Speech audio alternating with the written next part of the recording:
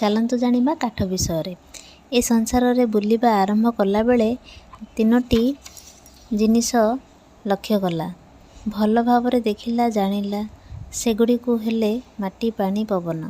ଠିଆ ହେବା ପାଇଁ, ଚାଲିବା ପାଇଁ, ଆଶ୍ରୟ ନେଇ ଶୋଇବା ପାଇଁ ମାଟି, ପାଣି ନ ପିଇଲେ ଚଳୁନାହିଁ। ବେଶୀ କିଛି ଲକ୍ଷ୍ୟ ନ କରି ଜାଣିଗଲା ଯେ ଦେହ ଭିତରୁ ପବନ ନ ପଶିଲେ ଛଟପଟ ହୋଇଯାଉଛି। ବେଶୀ ସମୟ ସେମିତି ରହିଲେ ମରିଯାଉଛି। ଏହି 3ଟି ବ୍ୟତୀତ ସେ କାଠକୁ ହିଁ ଲକ୍ଷ୍ୟ କଲା। ଅନ୍ୟ କୌଣସି ଜୀବ ଯାହା କରିପାରୁନାହାନ୍ତି, ମଣିଷ ତାହା ଆଜି କରିପାରୁଛି। ଗୋଡ଼, ଖୁରା, ନଖ, ଦାନ୍ତକୁ ବ୍ୟବହାର କରି ଜୀବଟିଏ ହୁଏତ ଅନ୍ୟକୁ ଆକ୍ରମଣ କରୁଛି, ନିଜକୁ ରକ୍ଷା କରୁଛି ବା ଶିକାର କରୁଛି। ଅନ୍ୟ କୌଣସି ଚିଜକୁ ସେ ଏହି ଉଦ୍ଦେଶ୍ୟରେ ବ୍ୟବହାର କରିପାରୁନାହିଁ, କିନ୍ତୁ ମଣିଷ ସେପରି କରିପାରୁଛି। ଖଣ୍ଡେ ଛୋଟ ପଥର ବା ଟେକାକୁ ହାତରେ ଧରି ସେ ଅନ୍ୟ ଉପରକୁ ଫୋପାଡ଼ୁଛି। ସେହି ଅବସ୍ଥାରେ ମଣିଷ ଯେମିତି ଥିଲା ତାକୁ ଲକ୍ଷ୍ୟ କରି କେହି କେହି କହିଥାନ୍ତି ସେ ଥିଲା ଗୋଟିଏ ହତିଆର ଧରା ପଶୁ।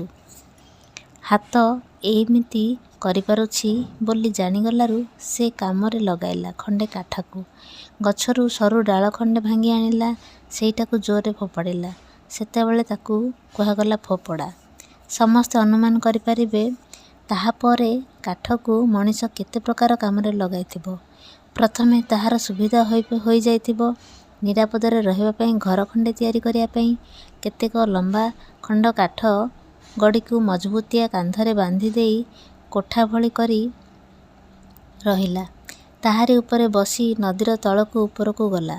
ଖଣ୍ଡେ ମୋଟା କାଠଗଡ଼ିର ଭିତରେ ଅଂଶକୁ ଖାଲି କରିଦେଇ ନଦୀରେ ଡଙ୍ଗା ତିଆରି କଲା।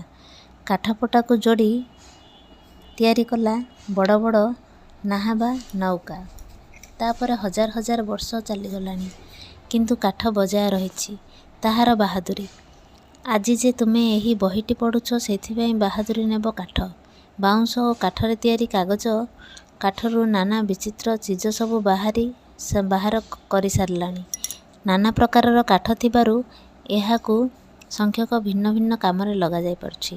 ନାନା ରଙ୍ଗର କାଠ ଅଛି, ସେଥିରୁ କେତେ ରଙ୍ଗର ତାକୁ ପ୍ରକୃତି ଦେଇଛି।